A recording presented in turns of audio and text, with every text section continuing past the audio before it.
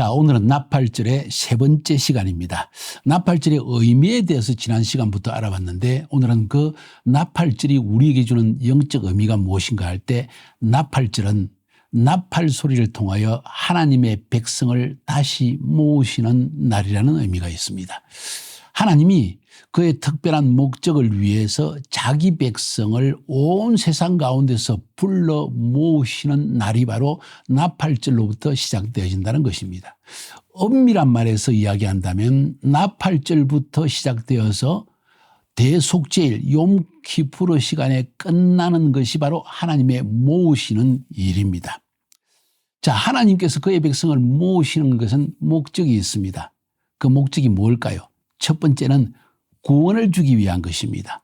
그 구원을 위해서 하시는 가장 중요한 것이 그들의 죄를 깨끗하게 씻어주시는 것입니다. 용서하시고 씻어주시고 그리고 하나님의 백성으로서 합당한 사람이 되도록 완성시키는 죄를 씻어주시는 일을 하고 그로 말미암아 영원한 천국에 들어갈 수 있는 준비를 시켜주시는 것이 나팔절의 목적입니다.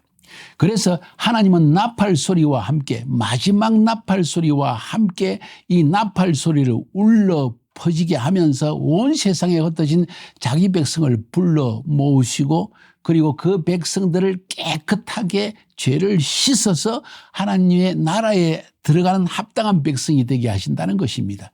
그 죄를 씻어주시는 날이 바로 대속죄일 욤키푸르인 것입니다.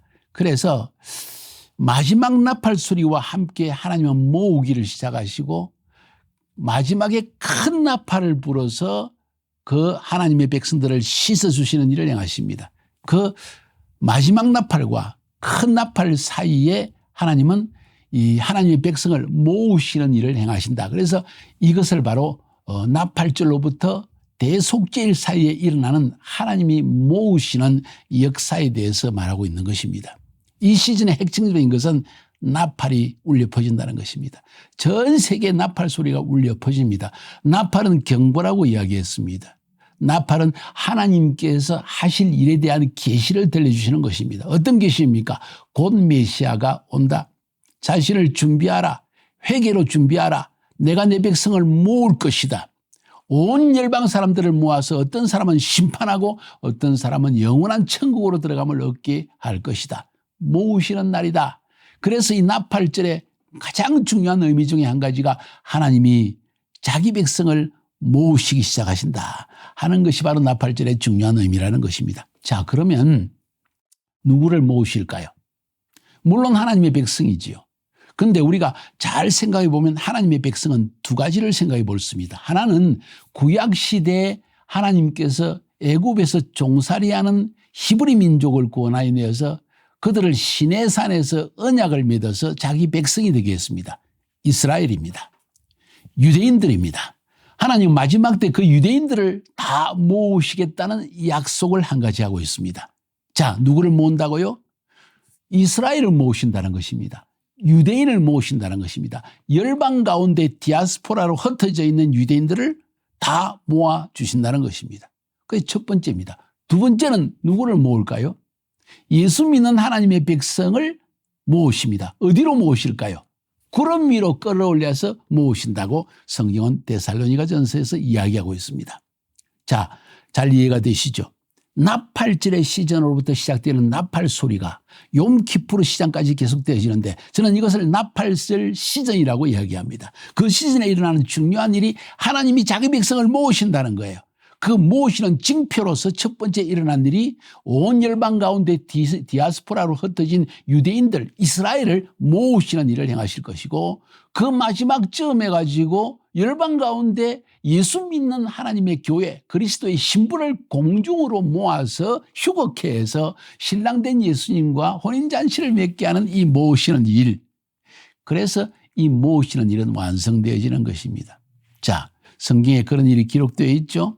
이사야서 27장 12절 13절에 보니까 너희 이스라엘 자손들아 그날에 여호와께서 창이라는 하수에서부터 애굽 시내까지 유프라테스 강부터 애굽까지 과실을 뜨는 것 같이 너희를 일일이 모으시리라. 그날에 큰 나팔을 울려 불리니 아수르 땅에서 파멸케 된 자들과 애굽 땅으로 쫓겨난 자들이 돌아와서 예루살렘 성산에서 여호와께 경배하리라.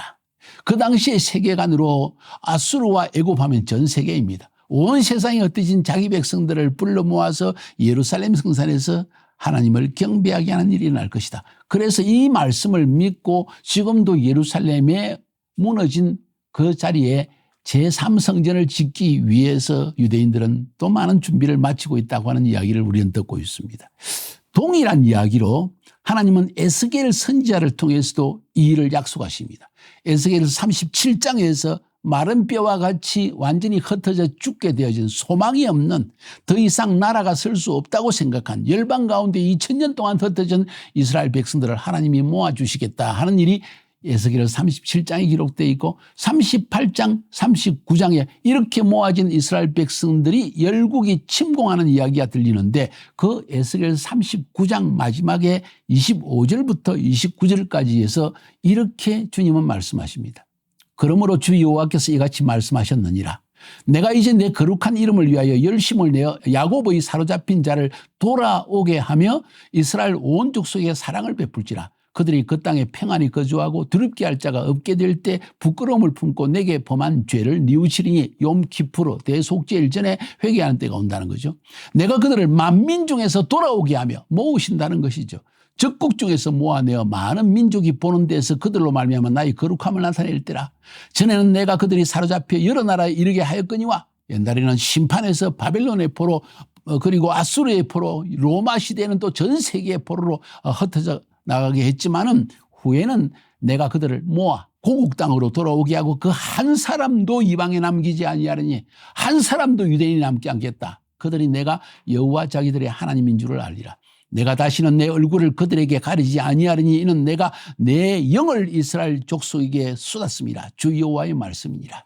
다시 말해서 마지막 때 하나님께서 열방에 흩어진 디아스포라 유대인들을 다 불러 모아서 이스라엘 땅으로 데려간다는 것입니다. 그것이 1948년 이스라엘이 독립한 이후부터 시작해서 본격적으로 이루어져서 지금 실제로 구소련 지역에서 100만 명 이상 어쩌면 그 가족 친척 앞에서 300만 명 이상 다 이스라엘로 돌아갔고 중앙아시아 지역뿐만 아니라 남미 지역, 미국, 유럽, 중국 심지어 인도네시아, 인도, 아프리카 전 세계에 흩어진 유대인들이 지금 막 돌아가서 지금 이스라엘 땅의 인구가 900만 명이 넘잖아요. 이전에는 독립할 때 1948년 독립할 때 5만 명이 최대인지 한 50만 명인가요? 얼마 되지 않는 인구였는데 이제는 벌써 900만 명까지 늘어난 것을 보게 될 때 하나님의 약속의 예언의 성취라는 것입니다. 다시 말해서 나팔절의 시전은 이미 시작되어졌고 마지막 나팔은 이미 울려 퍼져지기 시작했다는 것을 성경은 우리에게 이미 확정해 주고 있다는 것을 볼 수가 있습니다. 왜 하나님께서 이렇게 모으시는지 아십니까? 하나님의 백성을 모아놓고 하나님을 믿지 않는 다른 백성을 심판하기 위해서입니다. 알곡과 가라지를 구별해 내기 위해서입니다. 사랑하는 여러분, 그래서 우리는 이 마지막 나팔절의 시즌에 살고 있다는 사실을 인식하는 것이 얼마나 중요한지 모릅니다.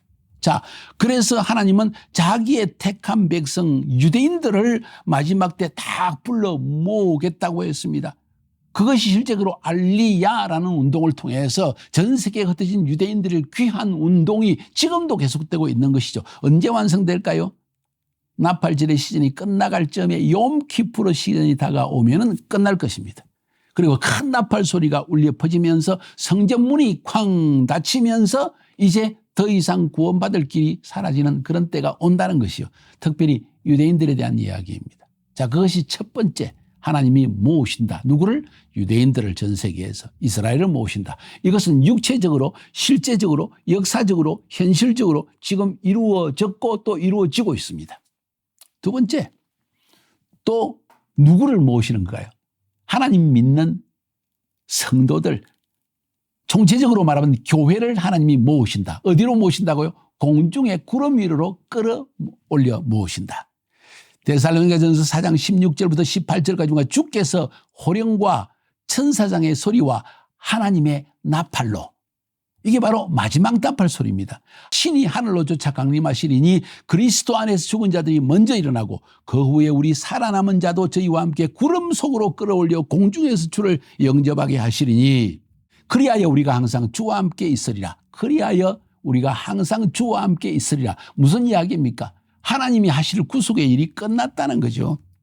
예수의 피로 구속받은 사람들을 하나님이 공중으로 끌어올려서 휴거하게 해서 공중에서 신랑 되신 예수님과 혼인잔치가 벌어지고 이제 그들은 영원히 주님과 함께 있다. 다시 말해서 영원한 천국에 들어감을 얻게 되는 이 때를 이야기하고 있습니다. 언제 이 일이 일어납니까? 나팔절에 이 일이 일어난다는 것이죠.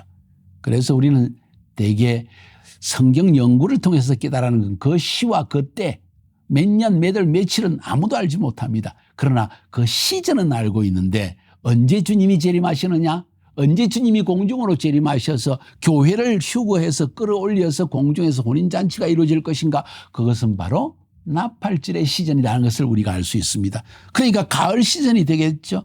아마도 시기적으로 하나님이 절기를 우리에게 주실 때 나팔절의 시즌의 성취를 위해서라도 하나님은 분명히 메시아를 재림하시는 예수를 가을 시즌 나팔절의 시즌에 우리에게 보내주실 것이 분명하다고 저는 확신합니다. 만약 상징적으로 이야기한다면 나팔절의 시즌에 가장 세상이 어두울 때, 영적으로 완전히 세속주의에 빠져서 타락되어졌을 때, 사람들이 전부 돈에 현혹되어지고 섹스에 현혹되어지고 명예에 현혹되어져서 세상 가운데 세상 사람처럼 살아가는 가장 영적으로 어두운 때, 바로 그때 주님이 재림하신다는 이야기예요. 복음서에서도 예수님께서 그런 이야기합니다. 사람들이 먹고 사고 시집가고 장가가고 자기의 일에 바쁜 그때 아직도 예수님에 대한 영적인 일에 대한 관심이 사라지고 하나님에 대한 열정도 사라지고 사역에 대한 열정도 사라지는 그때에 주님이 재림하신다. 공중으로 재림하신다. 그 이야기를 우리에게 들려주고 있는 것입니다. 사랑하는 여러분, 이것이 성경에서 우리에게 말하고 있는 것입니다. 왜 모으십니까? 새 하늘과 새 땅을 우리가 얻게 하기 위해서, 새 날이 시작되게 하기 위해서. 그래서 나팔절은 로시 하샤나, 신년이라고 이야기합니다. 새해라고 이야기합니다. 왜 새해입니까? 옛날 해는 묵은 해는 사라지고 새로운 해, 새 창조가 시작되어지고 완전한 구속받은 하나님의 새 창조, 새 하늘과 새 땅의 날이 시작되는 그때가 바로 나팔절이기 때문입니다. 그래서 이 나팔지전에 이 하나님께서 나팔 소리를 통해서 모으시고 씻으시고 구속하시고 그리고 새하늘과 새 땅에 넉넉히 들어감을 얻게 하신다는 사실을 기억할 때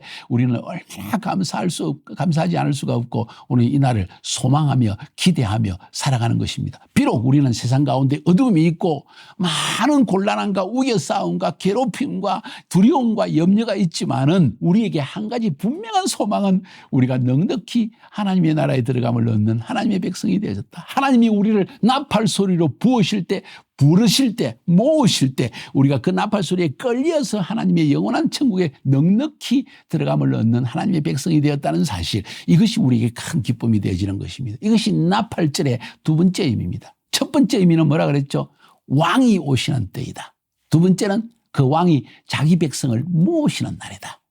여러분이 그 백성인 줄 저는 확신합니다. 이 소망 중에 모든 어려움을 이겨내고 담대하게 주의 복음을 전가하며 승리하는 삶을 살 수 있기를 주님의 이름으로 축복하여 드립니다. 승리합시다.